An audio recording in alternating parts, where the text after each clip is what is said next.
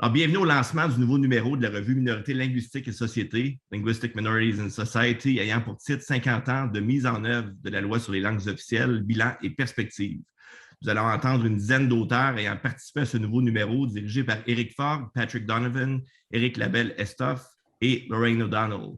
Je me présente Jason Lukerhoff, directeur de la revue, et je remercie les partenaires de l'organisation de ce lancement. Donc, c'est fait en collaboration avec Questcrane, qui est à l'Université Concordia à Montréal, et l'Observatoire international des droits des langues. Donc, on invite le commissionnaire des langues officielles du Canada, M. Théberge. Merci beaucoup. Bonjour à tous et à toutes. C'est avec plaisir que je me joins à vous aujourd'hui pour souligner le lancement du 17e numéro de la revue Minorités linguistiques et société. J'aimerais tout d'abord saluer et féliciter les organisateurs de cette rencontre, les directeurs de ce numéro, ainsi que tous les auteurs qui ont contribué des articles. Les collaborations de recherche comme celle-ci sont cruciales.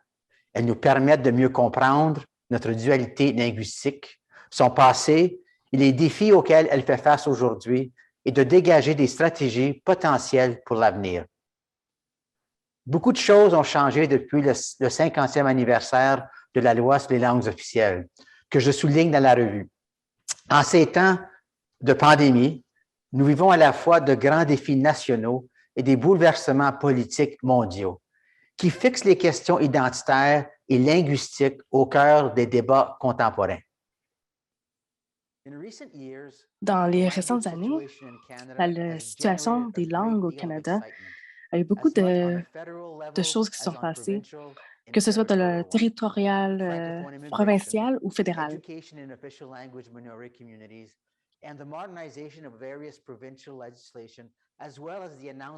Plusieurs annoncements au regard des réformes et des lois dans le gouvernement fédéral.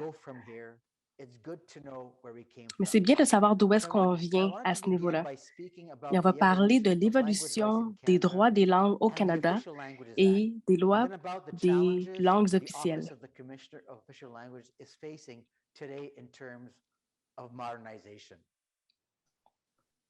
Le Canada est un pays avec 2 langues officielles, mais à titre de franco-manitobain issu d'une petite communauté francophone, je peux vous confirmer que l'expérience linguistique canadienne n'est pas identique d'un océan à l'autre. J'ai pu voir et vivre ces nombreuses manifestations tout au long de mon parcours de vie qui m'a amené des prairies jusqu'en Ontario, en passant par le Québec et le Nouveau-Brunswick. La dualité linguistique canadienne se vit différemment selon la géographie, mais aussi selon l'époque. C'est une expérience à géométrie variable dans l'espace et dans le temps. On pourrait donc croire que cela rend l'appréciation du bilinguisme canadien plutôt faible et intangible pour les 38 millions de Canadiennes et Canadiens qui cohabitent dans le 2e plus grand pays au monde. Donc, je vous rassure, le bureau du commissionnaire a fait un sondage par rapport au support des langues officielles. Donc, 87% des Canadiens supportent les lois par rapport aux langues officielles. Donc, on peut voir une relation assez positive entre la diversité et les langues officielles. La majorité des Canadiens sont d'accord pour se dire de travailler ensemble pour la diversité. Le sondage montre aussi un support très fort pour supporter les langues minoritaires et les programmes d'éducation des langues secondaires.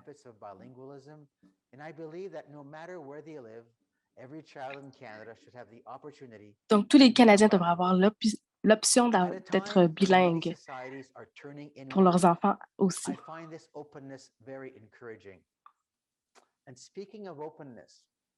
Donc, je suis fière de vous annoncer que je ne suis pas le seul commissionnaire au niveau fédéral pour les langues officielles. The traditional territory of the Anishinaabe, Cree, Oji-Cree, Dakota, and Dene peoples, and the homeland of the Métis Nation. Donc, je voudrais dire bonjour à mes collègues Ronald, qui sera le nouveau commissionnaire des langues autochtones. L'histoire entre le français et l'anglais et les plus de 70 langues autochtones parlées a été marquée par des difficultés, des tragédies et des injustices. Les langues autochtones doivent être valorisées, protégées dans le cadre de la réconciliation. Heureusement, comme le révèle notre enquête, la plupart des Canadiennes et des Canadiens sont aujourd'hui d'avis que le Canada peut et doit promouvoir à la fois les langues autochtones et les langues officielles. Je vois une complémentarité potentielle entre cette promotion des langues officielles et des premières langues. Le Canada est toujours en évolution, en réflexion sur l'identité canadienne lorsqu'on parle de diversité, de langues officielles et de réconciliation. Les langues autochtones font partie de cette réflexion. C'est la preuve que nous ne sommes pas un pays figé dans le temps. Je vous parle de l'avenir, mais jetons d'abord un coup d'œil au passé. La loi sur les langues officielles est le fruit de la mouvance sociale et politique des années 1960, une période tumultueuse ponctuée de nombreuses luttes, notamment pour l'égalité des sexes, la décriminalisation de la contraception et de l'homosexualité et la mobilisation des peuples autochtones. Celles-ci ont mené à des changements sociaux majeurs et permanents au fil du temps. La lutte des francophones pour le droit d'exister et d'être reconnus à titre d'égaux s'inscrit dans le même ordre d'idées. Elle a préparé le terrain pour l'adoption de la loi sur les langues officielles de 1969. Donc, la loi reconnaît un statut égal entre le français et l'anglais au niveau fédéral, ce qui permet l'accès aux services fédéraux pour tous les Canadiens dans les deux langues.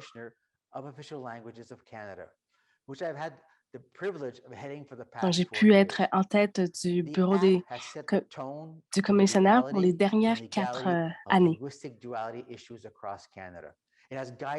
The fight for official languages in the federal, provincial, and territorial spheres across the country for half a century and has itself been enhanced by these citizen-focused efforts.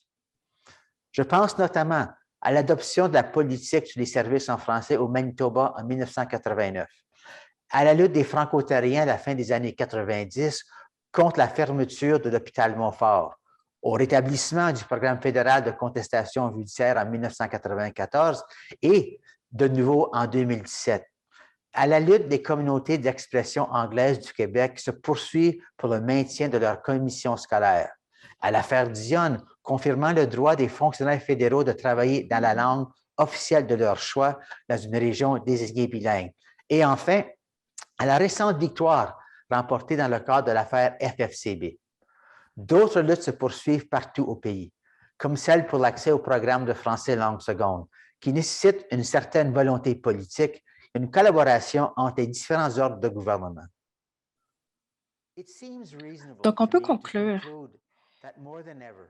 que les Canadiens sont conscients de leurs droits face aux langues, des défis, et veulent s'imposer dans les communautés pour faire un changement dans le monde. Donc, c'est très clair qu'il y a une dualité linguistique au Canada qui est très contemporaine et fondamentale. Elle fait partie de l'identité des gens. Donc, on peut avoir des nouveaux standards et des attentes. One thinks, among other things, of Baldwin Lafontaine, of French language education when Alberta and Saskatchewan joined Confederation, of the New Brunswick Official Languages Act, along with that of the federal government. These are examples that urge us to consider the act. Donc, ceux-ci sont juste des exemples pour montrer comment la loi est de façon organique et c'est une entité vivante. Ce n'est pas quelque chose sans vie. Ça évolue. It helps guide collective action Donc, ça nous aide à prendre des actions pour l'identité des communautés. Donc, 50 ans après que la loi a été écrite, le monde a changé, s'est modernisé.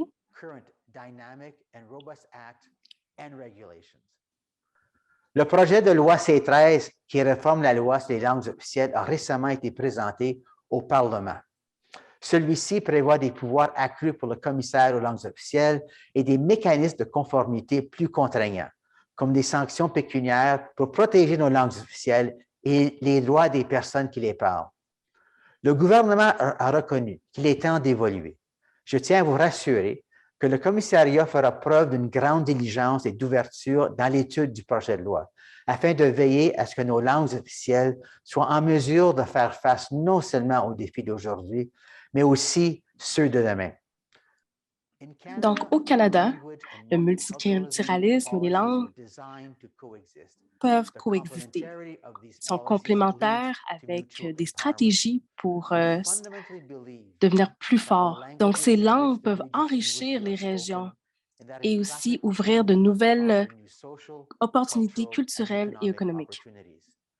Les langues officielles sont un héritage de notre passé, mais elles sont résolument tournées vers l'avenir, toujours porteuses d'un projet politique et social rassembleur, optimiste et inclusif. Des valeurs qui guident mes actions à titre de commissaire. Merci. Thank you.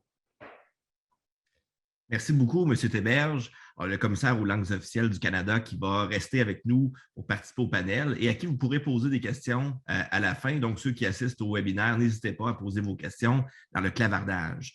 Alors, je vous rappelle que 50 ans de mise en œuvre de la loi sur les langues officielles, bilan et perspectives, le numéro est disponible à la revue Minorités linguistiques et sociétés sur Érudit en libre accès et c'était sous la direction de Éric Fogg, Patrick Donovan, Éric Labelle-Estoff et Lorraine O'Donnell. Et j'invite justement Lorraine O'Donnell, qui est co-directrice de ce numéro, à vous dire un mot. Bonjour. Donc, bonjour des terres non cédées de Montréal. Donc, nous, à QuestCran, à l'Université Concordia, nous sommes très contents de collaborer avec le MLS, ainsi qu'avec l'Observatoire. Donc, c'est très intéressant. Donc, avant la COVID, c'était en personne.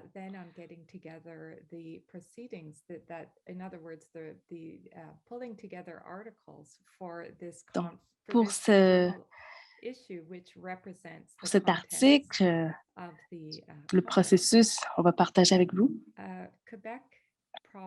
Donc, la province du Québec est très complexe. Donc, il y a les langues officielles. Des fois, les lois se contredisent, que ce soit avec la loi 101, maintenant avec la loi 96, et aussi la loi sur les langues autochtones qui est passée en 2019. Donc, cet article montre toutes ces perspectives qu'on voit présentes au Québec. Donc, toutes les discussions sociales et politiques. Donc, pas juste dans une perspective provinciale, mais aussi dans un côté national et international. Donc, je suis très contente de vous joindre dans cette présentation aujourd'hui. Donc, merci. Donc, merci. Donc, deux autres co-éditeurs, Éric Fogg. Donc, on est bien heureux de vous présenter ce numéro qui visait à profiter du 50e anniversaire de la loi sur les langues officielles pour réfléchir à la situation des langues officielles après justement 50 ans d'expérience avec la loi qu'on connaît. Le numéro découle en fait d'un colloque qui a été organisé dans le cadre de l'ACFAS en 2019, conjointement par QuestCran, l'Observatoire et l'Institut. Vu qu'il y avait déjà une réflexion importante qui était amorcée sur la modernisation de la loi, on a cru que le moment était opportun pour tenir un colloque à ce sujet. Et vu le contexte historique, notamment, on avait pensé qu'il serait important de faire une place à la réflexion et au point de vue des acteurs et des intervenants de premier plan en matière de langues officielles et donc pas juste des milieux universitaires. Donc, on est très heureux de souligner les contributions du commissaire aux langues officielles, la Fédération des communautés francophones et acadiennes du Canada, le QCGN, Maître Michel Bastarache, ancien juge de la Cour suprême, et Marianne Sandilands, avocate anglophone du Québec, connue pour ses interventions en matière linguistique. Évidemment, le numéro comprend aussi 6 articles qui sont de nature académique, dont on vous donnera un aperçu aujourd'hui. Merci beaucoup. On va poursuivre maintenant avec une première question qu'on va poser à chacun des panélistes, un à la fois. On va revenir donc au commissaire aux langues officielles du Canada, M. Théberge, pour la première question. C'est possible de la rendre visible au centre, s'il vous plaît. La question donc pour vous, M. Théberge, comment pouvons-nous apprendre du passé pour façonner l'avenir? Eh bien, je pense que la réponse à cette question se résume à quelques points. Premièrement, il faut se rappeler qu'il existait un contexte particulier il y a 50 ans pour l'élaboration et la mise en œuvre de la loi sur les langues officielles. Ce que le passé nous indique, c'est qu'on doit aussi être vigilant. Parce que même si la loi a été adoptée en 1969 et on a eu la mise en œuvre sur une période d'au-delà de 50 ans, j'ai constaté vers 2018-2019 qu'il y avait une certaine complaisance qui était installée au niveau de la mise en œuvre de la loi et que c'était le temps de moderniser cette loi.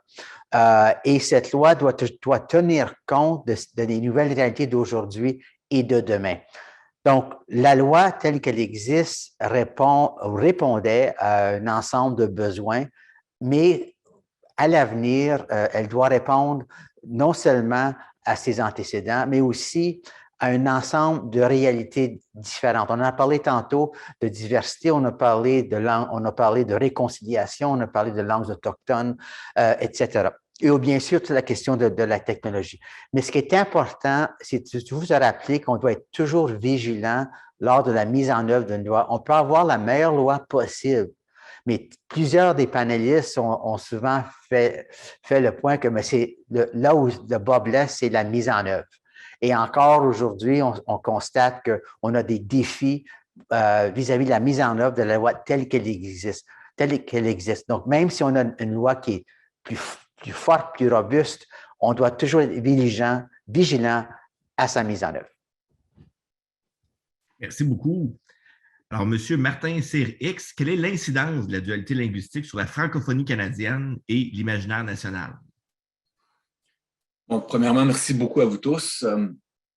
Dans mon article, je propose que le Canada, ou du moins le gouvernement canadien, a choisi la dualité linguistique comme modèle ou schème pour imaginer la nation canadienne à la Benedict Anderson.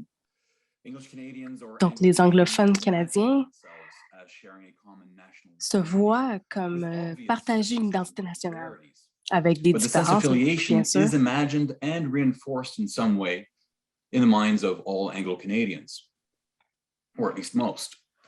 En contrepartie, et pour des raisons que nous connaissons tous très bien, une identité franco-canadienne reste à être imaginée, ou dirais-je réimaginée, puisqu'elle existait en quelque sorte avant 1967. Ou du moins, elle existait autant parmi les francophones du Canada de l'époque que parmi les anglophones. Donc, l'esprit qu'on voit, ce n'est pas juste un compromis politique, mais on voit un compromis entre des communautés. Donc, la loi C-13 renforce cette vue que le Canada est un statut binaire au niveau linguistique. Et c'est une des fondations de l'identité culturelle sur laquelle ça a été construit. Donc, on peut voir l'anglais et le français comme une convergence. Ça, c'est un choix de mots qui en dit long. Mais là où le discours officiel du gouvernement fédéral affirme l'existence de 2 communautés linguistiques de convergence au Canada, est-ce que les Franco-Canadiens seront autant prêts à le faire?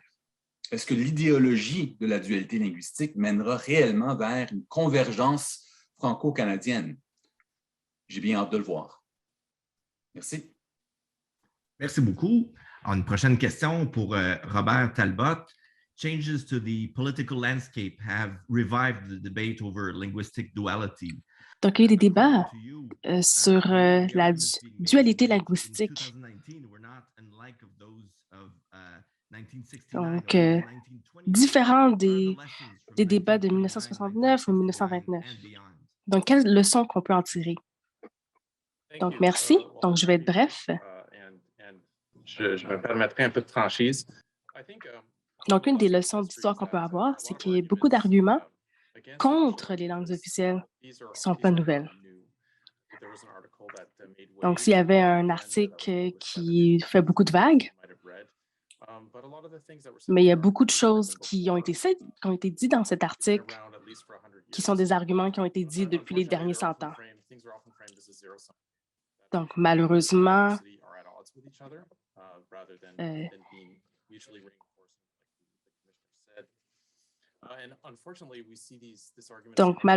les arguments qu'on voit en avant, c'est des arguments de convivience.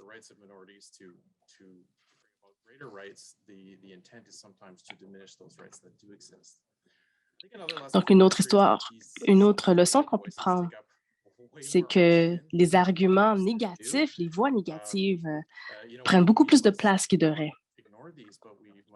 Donc, il faudrait faire attention peut-être de les ignorer ou de ne pas les amplifier. Et c'est sûr que les alliés sont très importants à ce niveau-là. Donc, les gens qui sont en faveur des communautés en majorité, en faveur des droits pour les langues minoritaires. Mais malheureusement, les voix les plus mécontentes sont les plus entendues.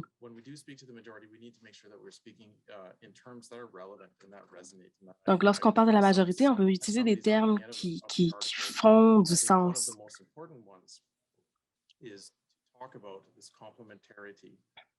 Donc, c'est bien de parler de cette complémentarité entre le Canada et les langues. Donc, les données montrent qu'il y a une majorité. Alors, c'est ça. Merci. Merci beaucoup. La prochaine question est pour M. Rodrigue Landry. Quelles sont les conditions nécessaires pour qu'une loi et des politiques linguistiques puissent avoir un effet réel sur la vitalité d'une minorité? Selon le concept de l'autonomie culturelle, 3 acteurs exercent des rôles essentiels pour assurer la vitalité d'une minorité. L'acteur fondamental est la communauté d'intimité, c'est-à-dire les familles qui ont pour rôle la transmission intergénérationnelle de la langue et de l'identité, sans quoi la langue cesse d'exister. Le deuxième acteur est la société civile du groupe, qui par ses organismes communautaires, ses leaders et son mode de gouvernance, exerce un leadership susceptible de contribuer à la complétude institutionnelle que le groupe a besoin pour garder la langue vivante et pertinente. L'État est le troisième acteur qui agit sur la vitalité d'une langue en appuyant les 2 autres acteurs dans leur rôle respectif et en offrant au groupe des droits collectifs et individuels et les services de la langue qui assure la pleine légitimité de la langue dans la société. De la recherche analysée dans mon article, je dégage 2 principes sociolinguistiques que toute loi linguistique devrait respecter si son objet est de favoriser la vitalité d'une minorité. Ce principe se résume au besoin de contribuer à une socialisation langagière qui renforce la construction identitaire des membres de la minorité et au besoin d'engager de façon coordonnée sur le plan sociétal les acteurs susceptibles d'actualiser la vitalité du groupe. Nous affirmons que la loi sur les langues officielles a eu des effets plutôt limités sur la vitalité des minorités de langue officielle, puisque ces domaines d'application ont été largement restreints à la sphère fédérale. des domaines de vécu qui ont peu d'effet sur la socialisation langagière, menant à une forte identité des membres des minorités. Mais dans la partie 7 de la loi sur les langues officielles, le gouvernement fédéral s'engage pourtant à favoriser l'épanouissement des minorités francophones et anglophones du Canada et appuyer leur développement. À notre avis, le gouvernement fédéral doit rendre explicite cet objet de la partie 7 de la loi sur les langues officielles et trouver moyen de favoriser une plus grande synergie des acteurs de l'autonomie culturelle en assurant un aménagement linguistique planifié et global qui s'appuie sur la recherche et qui met en œuvre une coordination intergouvernementale des droits linguistiques dans la Fédération. Après 50 ans, la loi sur les langues officielles demeure de façon indéniable une œuvre inachevée. Merci beaucoup, M. Landry. Nous passons maintenant à M. Wickstrom. Donc, M. Wickstrom, il est assumé que les lois sur les langues peuvent influencer les langues que les parents utilisent pour élever leurs enfants. Donc, comment est-ce qu'on peut faire ça d'une manière rentable?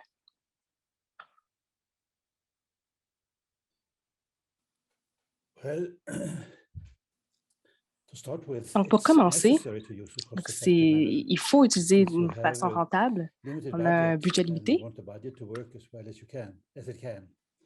Donc, de l'autre côté, on a besoin de plus d'informations, besoin de plus de recherche empirique sur l'effet que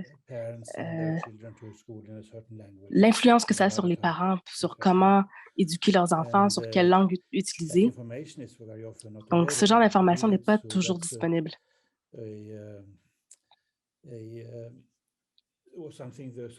Donc, c'est quelque chose que les linguistes sociaux vont devoir faire. Donc, ça va se faire avec essai-erreur. Des fois, ça va être facile, mais des fois, avec les langues autochtones,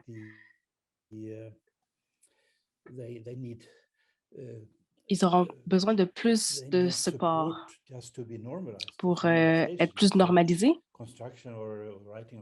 Donc, que ce soit la construction de grammaire, de vocabulaire dans les autres langues, s'assurer qu'ils sont bien enregistrés, bien écrits. Probablement besoin d'avoir des écoles.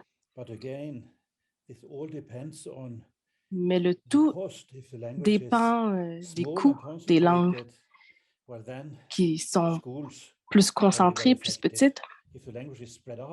Mais l'école peut être très effective pour les grands territoires. Mais ce qui est très nécessaire, c'est plus de recherche pour voir comment les gens réagissent.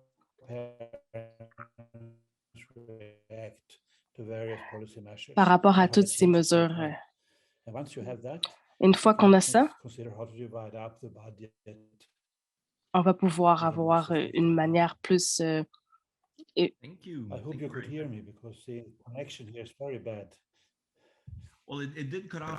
Donc, ça a coupé un petit peu, mais on a pu entendre.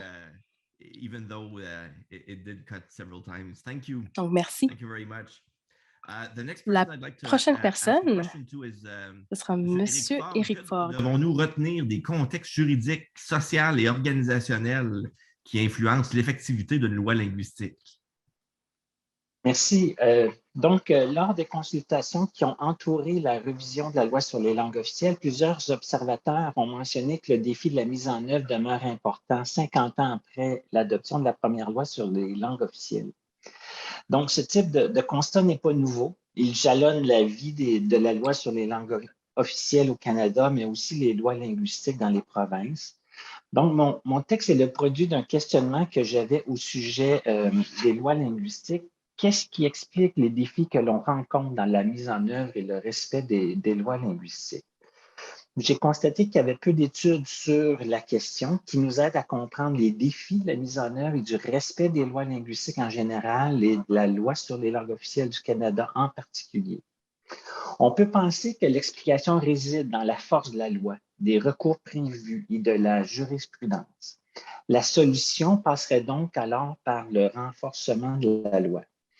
Les lois, ou plus généralement le droit linguistique, jouent certainement un rôle dans le respect des lois linguistiques, mais il y a plusieurs facteurs qui relèvent moins du droit et davantage des contextes sociaux et organisationnels.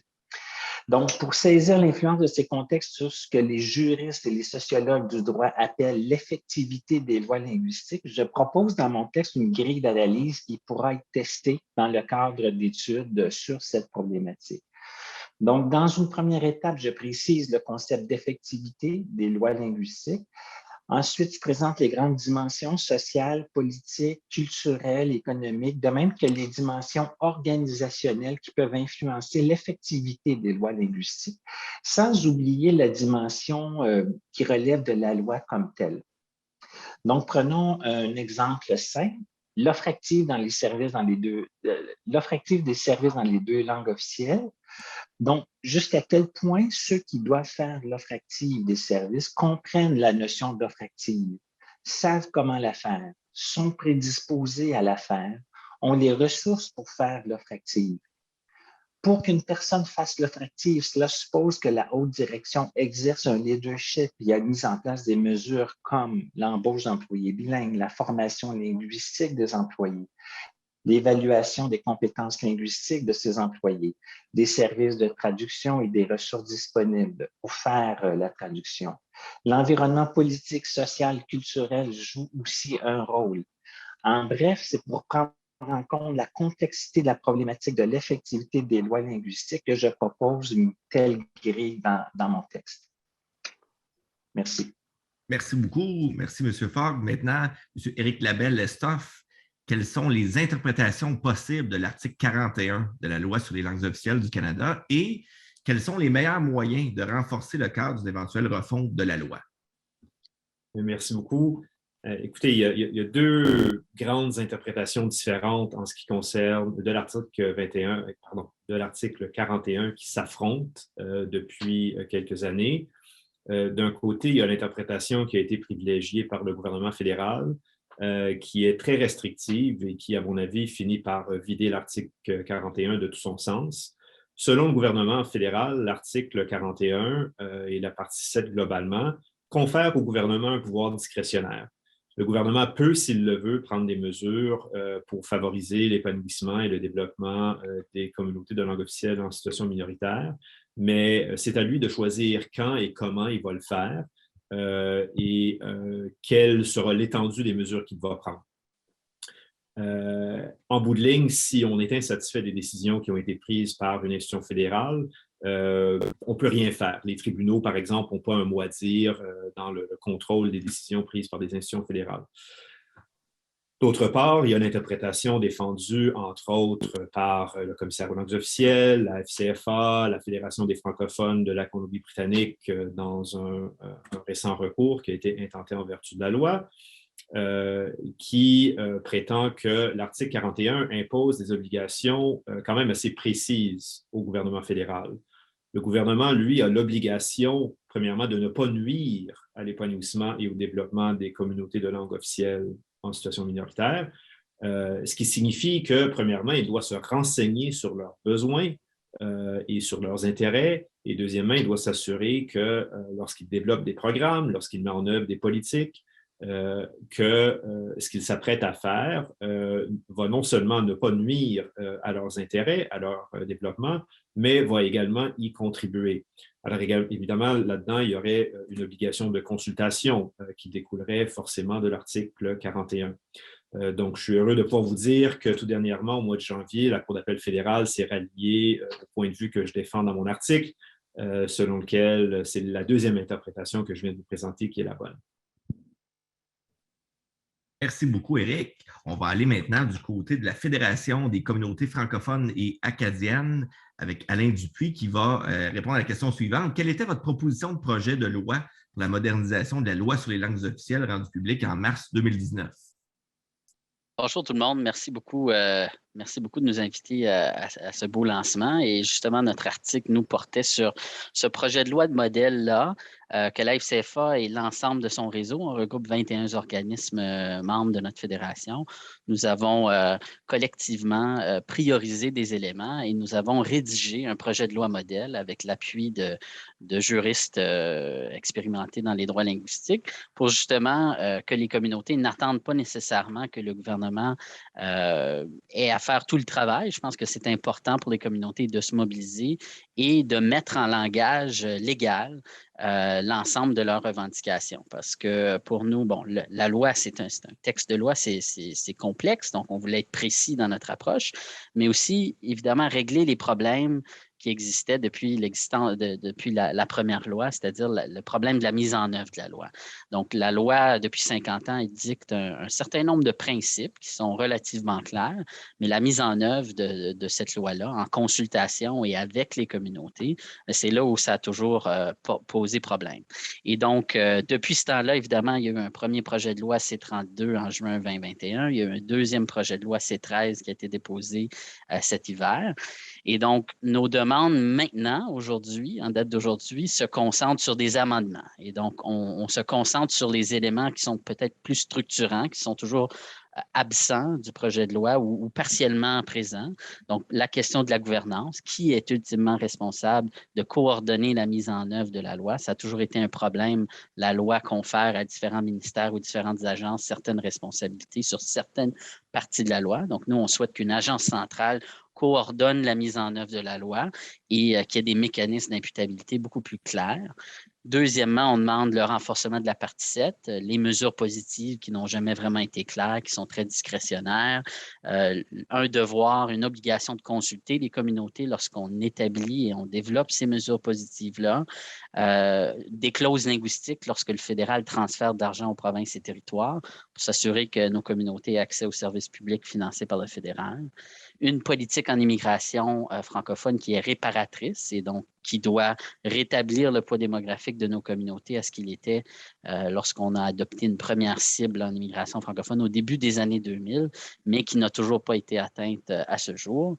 Et en dernier, bien sûr, des pouvoirs de surveillance et d'imputabilité. On proposait au départ un tribunal administratif des langues officielles. Aujourd'hui, le gouvernement est allé plus dans la direction de renforcer la boîte à outils du commissaire aux langues officielles, mais il manque encore certains éléments, le pouvoir de sanction qui pourrait aller plus loin, mais encore le pouvoir d'ordonnance qui pourrait s'appliquer à la partie 7 de la loi. Présentement, le pouvoir d'ordonnance, le nouveau pouvoir d'ordonnance s'applique uniquement à la partie 4 et à la partie 5 de la loi. Et donc, il y a du renforcement à faire. Alors, c'est dans ce sens-là que la FCFA travaille dans ce dossier-là qui évolue. Ça fait quand même déjà 4 ans que nous avons déposé ce projet de loi de modèle-là. Donc, on arrive, on voit un peu de lumière au bout du tunnel. Donc, merci et au plaisir de lire cette belle édition de la revue. Merci beaucoup, M. Dupuis. Avant d'aller chercher des questions auprès des gens qui assistent au webinaire, on a une dernière personne à qui je veux poser une question, Mme Rita Legault de QCGN, donc qui représente les anglophones du Québec. Donc, la structure de la loi n'a pas une approche équitaire. Donc, c'est quoi les conséquences pour la vitalité des anglophones au Québec? Donc, Rita? Donc, merci. Désolée de me présenter dernière minute pour Sylvia. Elle a une réunion avec les partenaires. Elle voulait parler de la loi 96. Donc, ça va avoir un grand impact sur les anglophones du Québec. Donc, depuis le 50e anniversaire des langues officielles, donc, des conversations sur les langues sont en avant avec la loi C-32, la loi C-13 et aussi avec la loi 96 maintenant. Donc, dans le papier que Sylvia a présenté à la conférence, donc elle explique comment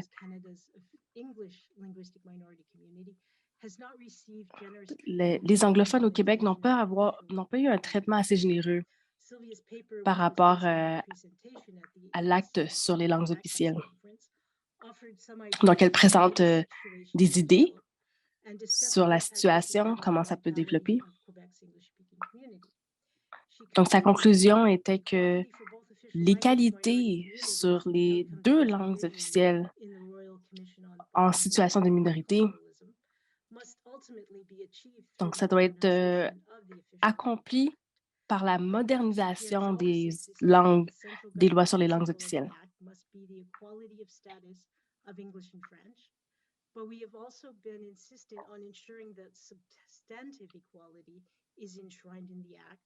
Donc, on insiste sur une égalité sur les différentes langues en minorité.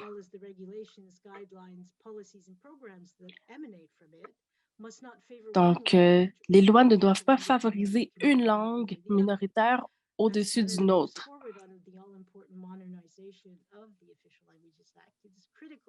Donc, c'est critique pour la vitalité des 2 langues, une modernisation de la loi sur les langues officielles. Donc, par rapport à notre lecture de la loi C-13,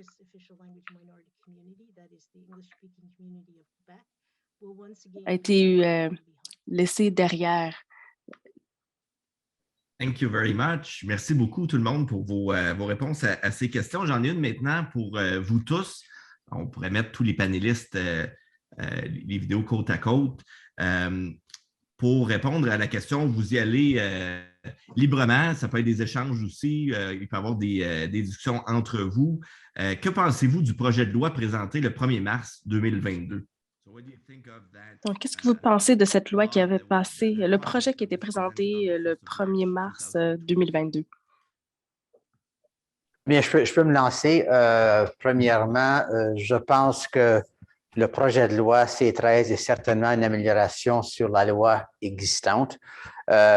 Pour ce qui est, par exemple, des mécanismes de conformité ou des pouvoirs du commissaire, il y en a sensiblement plus dans le nouveau projet de loi. Aussi, la partie 7, en autant qu'on va tenir compte de l'interprétation de la Cour d'appel fédérale, je pense que c'est certainement une amélioration. Et ça fait un lien un peu avec ce que disait M. Landry, c'est que la partie 7, c'est cette partie de la loi qui touche les communautés. Donc, le besoin de consulter les communautés, le par et le pour, etc. La question d'immigration, c'est des éléments importants qu'on retrouve dans le projet de loi. Il y a certaines parties de la loi qui ne sont pas, qui font pas l'objet vraiment de beaucoup d'améliorations. La partie 4, lorsqu'on parle de services et langues de communication, partie 5, langue de travail, il y a certainement des défis là. Aussi, on enlève l'exemption du bilinguisme à la Cour suprême. Donc, en passant, ceci ne change pas la loi sur la nomination des juges à la Cour suprême. Par contre, ça rend la nomination plus facile. Donc, il y a des éléments positifs, mais nous, on va se concentrer lors des travaux parlementaires pour essayer d'apporter des modifications ou des améliorations, par exemple, au niveau, par exemple, de la gouvernance, on en a parlé tantôt, au niveau de l'immigration et au niveau de langue de travail et langue de service. Mais c'est quand même une amélioration. Je pense que C-13, c'est mieux que C-32. Mais je pense que les intervenants, on a tous un travail à faire dans les travaux parlementaires pour apporter encore des améliorations parce que on sait très bien qu'une fois que la loi est adoptée, apporter des changements par la suite, ça peut être très, très long et très difficile. Et aussi, il y a un élément important dans le projet de loi, c'est la révision tous les 10 ans. Donc ça, c'est très, très positif. Merci beaucoup, M. Théberge. Et M. Fogg qui voudrait intervenir aussi. Peut-être, oui, rapidement, mais ça va dans le sens de ce qui a été mentionné à la fois par le commissaire et Alain Dupuis de la FCFA. Donc, on voit qu'il y a quand même des améliorations qui sont apportées. Puis si je reviens avec le thème de mon article qui est l'effectivité des lois linguistiques, mais qui est en fait une problématique qui avait été soulevée lors des consultations qui ont entouré toute la révision de la loi sur les langues officielles. Je crois qu'il y a des éléments là qui vont me permettre, même si ce n'est peut-être pas tout à fait ce qu'on aurait pu souhaiter, mais qui va permettre d'accroître l'effectivité de la loi sur les langues officielles. Donc, pouvoir accru du côté du commissariat aux langues officielles. La partie 7 qu'on vient préciser, donc avec des mesures un peu plus concrètes, on peut espérer aussi qu'il va y avoir un règlement qui va nous permettre de vraiment concrétiser la partie 7. On renforce aussi le rôle de patrimoine canadien. On renforce le rôle du Conseil du Trésor aussi, qui devra élaborer un plan d'action en consultant les communautés, qui devra veiller au respect de la partie 7 aussi. Donc, d'après moi, il y a des pas qui sont faits là, dans la bonne direction. Merci beaucoup, M. Fogg. On a aussi Mme Legault, Rita Legault, qui aimerait intervenir. Oops, you're muted though.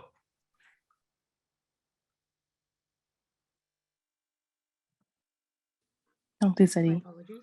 No problem. Donc, on croit que oui, il y a des côtés positifs, mais on est quand même inquiet de la nouvelle direction que le gouvernement du Canada prend avec le support du français au Québec et les effets à long terme que ça peut avoir sur l'application des lois officielles sur les langues officielles.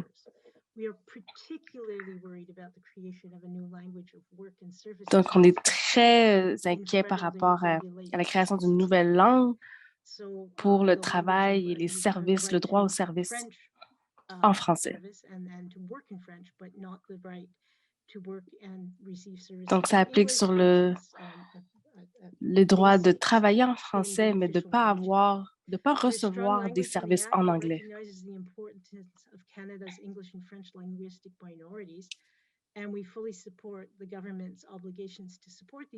Donc, il faut supporter les deux minorités, l'anglais ou le français en langue minoritaire. Mais c'est très clair qu'il y a des petits défauts.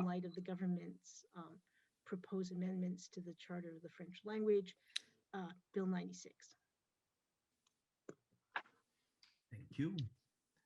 Je vais peut-être ajouter, si je peux me permettre, pour les communautés francophones, je l'ai mentionné au début, nous sentons qu'il y a une amélioration dans la loi au niveau de la gouvernance de la loi. Mais je vais préciser, on mentionne un rôle de coordination à deux endroits. Patrimoine canadien qui va avoir le rôle de coordonner une stratégie pangouvernementale des langues officielles, donc le plan d'action, et un rôle de coordonner la mise en œuvre de certaines parties de la loi, dont la partie 7 qui est donnée au Conseil du Trésor. Et ça, pour nous, ça va encore causer une certaine confusion entre les institutions fédérales, parce que tu as deux institutions qui sont chargées de coordonner. On précise un rôle à Patrimoine canadien, mais on ne lui donne pas nécessairement des outils supplémentaires pour faire ce travail-là. Il reste un ministère à dossier comme les autres et donc ne pourra pas dire à un ministère qui ne veut pas participer au plan d'action de le faire. Et donc, c'est là un peu, nous, où on veut que ce rôle de coordination-là, incluant la stratégie pangouvernementale, revienne au Conseil du Trésor, qui serait ultimement responsable. Il peut s'adjoindre Patrimoine canadien comme il peut s'adjoindre d'autres ministères à portefeuille, mais que le rôle de l'Agence centrale soit clair également au niveau du développement d'une politique publique horizontale en langues officielles. Et ça, présentement, bien, Patrimoine va continuer du mieux qu'il peut à faire ce travail-là.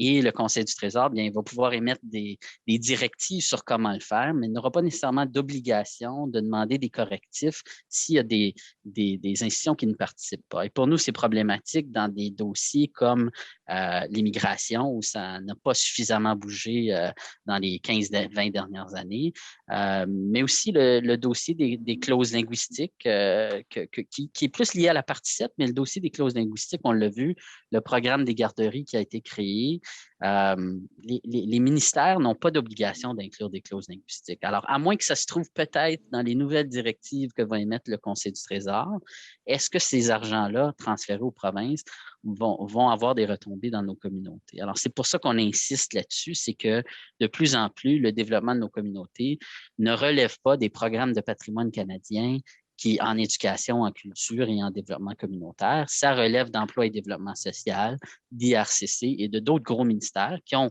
les gros budgets, on s'entend. On a besoin d'aller chercher leur implication. Donc, c'est ça notre crainte présentement dans la mouture actuelle. C'est une amélioration dans la gouvernance, mais pas ce qu'on demandait, qu'il y ait une seule agence responsable. Sur le dernier point d'Alain sur l'inclusion de clauses linguistiques quand les pouvoirs sont transférés aux provinces, le QCGN et plusieurs acteurs dans la communauté anglophone, y inclus nos commissions scolaires, sont entièrement d'accord. Merci. Il y a aussi Lorraine O'Donnell qui voulait ajouter à votre échange actuel. Donc, je voulais juste dire que c'est un développement intéressant dans la loi C-13 qu'on n'a pas pu avoir dans l'article parce qu'il y a eu tous ces nouveaux développements. Donc, il y a du travail intéressant qui se fait sur la mémoire et la vitalité. Donc, il est très adapté au niveau des politiques fédérales pour supporter les communautés dans leur histoire et leur héritage.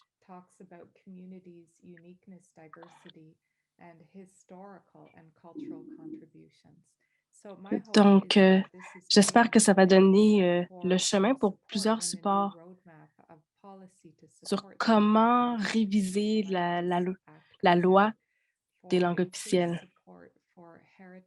Donc, plus de support pour la mémoire et l'héritage sur les langues officielles en minorité et leur communauté. Donc, je vais donner le lien sur le travail de Alain.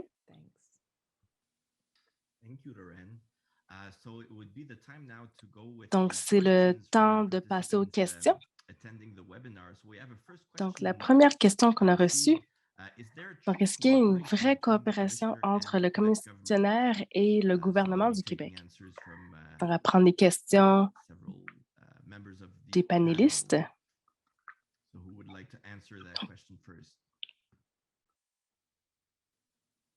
Donc, pouvez-vous répéter la question? Donc, est-ce qu'il y a une coopération réelle entre le commissionnaire et le gouvernement du Québec? Donc, ce que je dirais, on a interagi avec le gouvernement du Québec plusieurs fois, mais le bureau du commissionnaire, il n'y a pas d'entente avec le gouvernement du Québec.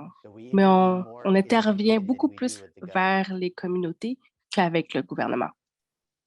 Thank you. Merci, M. Théberge. Si vous avez d'autres questions, les participants, n'hésitez pas à les poser dans l'espace de conversation. Alors, j'en pose une autre qui vient aussi des participants. Alors, tous les panélistes peuvent évidemment répondre. On est effectivement dans une situation particulière au Canada où les francophones qui sont majoritaires au Québec sont minoritaires au Canada et où les anglophones qui sont majoritaires au Canada sont minoritaires au Québec. Ça fait en sorte que les enjeux ne sont pas les mêmes pour les deux langues. Évidemment, les francophones, un enjeu important est la vitalité de la langue, c'est le fait que la langue puisse garder une place au Canada, alors que ce n'est pas vraiment la défense de la langue qui est l'enjeu principal pour les anglophones au Québec, c'est davantage l'enjeu de garder une vitalité des communautés anglophones, alors qu'évidemment, la langue n'est pas en jeu. Alors, la première question, c'est on connaît les différences dans les enjeux francophones-anglophones, mais qu'en est-il des ressemblances? En quoi est-ce que les enjeux linguistiques des anglophones et des francophones peuvent être approchés et devenir éventuellement un objectif commun à l'échelle du pays? Alors, vous pouvez me faire un signe quand vous voulez répondre à la question.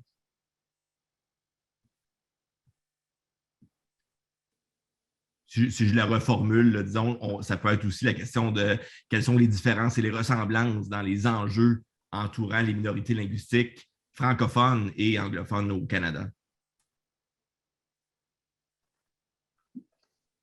C'est plus naturel peut-être de penser que les enjeux sont distincts que semblables.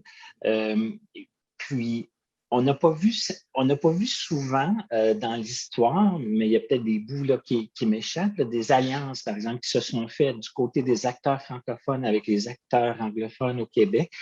Mais il y a eu certains cas, il y a eu une collaboration qui a été faite entre le QCGN, la SANB et l'AFO en Ontario qui voulaient développer là, de certaines positions communes sur certains enjeux. Là, j'ai oublié lesquels là, les gens du QCGN peut-être pourront préciser, là, me rafraîchir la mémoire. Là.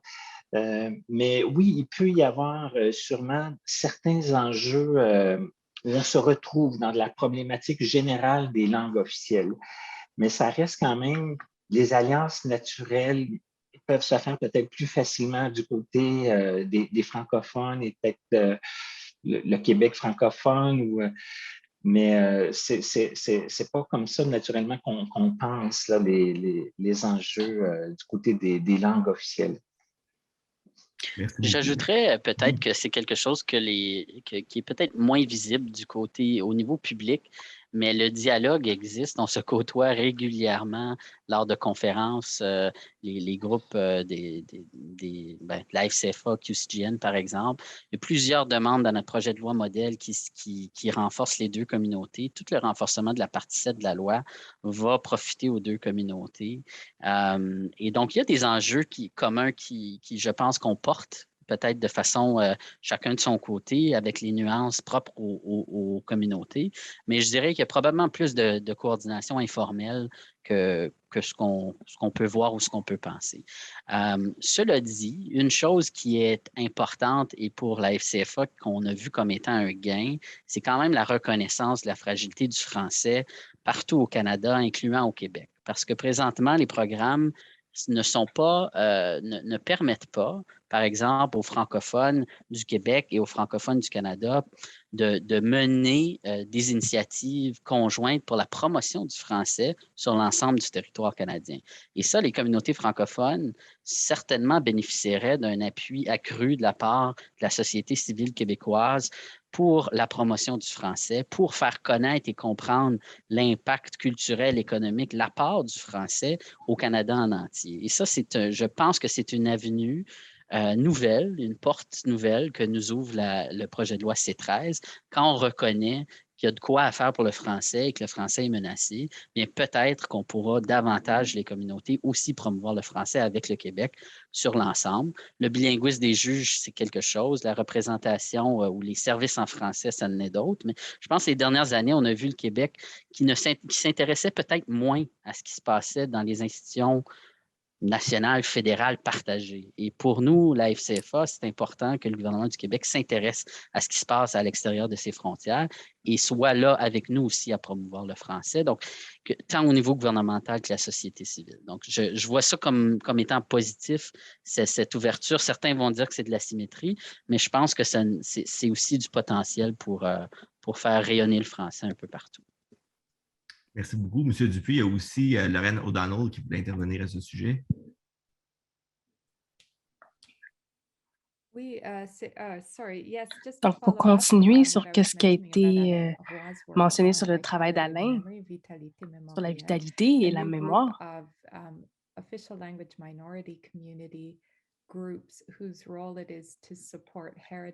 donc le support, c'est des groupes au travers du Canada, au travers du pays, pour supporter l'histoire et la mémoire au travers des archives.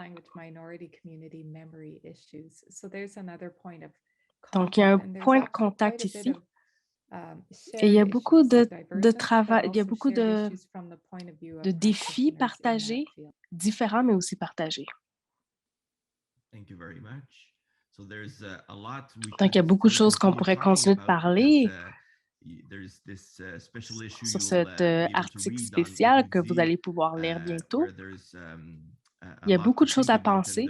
Il y a beaucoup de recherches qui peuvent toujours être faites. Mais je vais donner le mot de la fin à Éric Faure, directeur de l'Institut canadien de recherche sur les minorités linguistiques, pour qu'il puisse conclure la rencontre d'aujourd'hui. Mais conclure dans le sens où la discussion d'aujourd'hui, on y met fin, mais il y a encore beaucoup à faire et on va se retrouver dans d'autres événements qui seront organisés par l'Institut. Alors, Éric. Merci, Jason. Je voulais simplement terminer en remerciant tous les artisans qui sont derrière la production du numéro, mais aussi derrière la revue, parce que c'est vraiment une entreprise collective, une revue qui mobilise beaucoup de gens. Un gros merci à Réal Allard, qui est le directeur qui a pris sa retraite de la revue à la fin 2021, et à Jason Bukeroff qui a pris la relève. Mais ce que je voudrais mentionner aussi, c'est que Réal demeure directeur honoraire de la revue et il va continuer d'agir comme conseiller. Mais aussi Stéphanie Chouinard qui s'occupe des comptes rendus d'ouvrage à la revue, les membres du comité de rédaction qui s'est renouvelé en bonne partie cette année. Donc, il y a des nouveaux visages là, qui vont apparaître, qui sont apparus déjà sur le comité. Il y a des personnes qui travaillent plus dans l'ombre aussi. Donc, on pense à tous les évaluateurs et évaluatrices, les reviseurs linguistiques, les traducteurs, traductrices, Marie Blette, Régent Ouellet, le graphiste Guy Vaillancourt, Azur René de Cotteret, qui est la coordonnatrice à l'édition de la revue.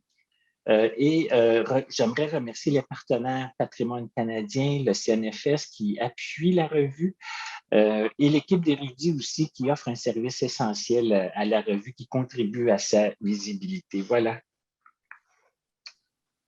Merci beaucoup, Éric. Alors, vous avez accès à nos appels à texte qu'on diffuse maintenant sur les réseaux sociaux. Alors, retrouvez-nous, la revue Minorité linguistique et Société, sur Twitter, Facebook, LinkedIn. Tous nos appels sont diffusés au fur et à mesure et on est évidemment très ouvert à vos suggestions. Donc, n'hésitez jamais à communiquer avec nous. Yes, Lorraine? Je voulais aussi dire merci à ceux qui supportent Coscran, aussi le secrétariat qui a supporté la conférence, qui a mené à la publication à l'Université de Concordia. Donc, merci tout le monde d'avoir été là pour le webinaire. C'est une première pour nous. On va probablement continuer à faire ça. Et merci et à bientôt.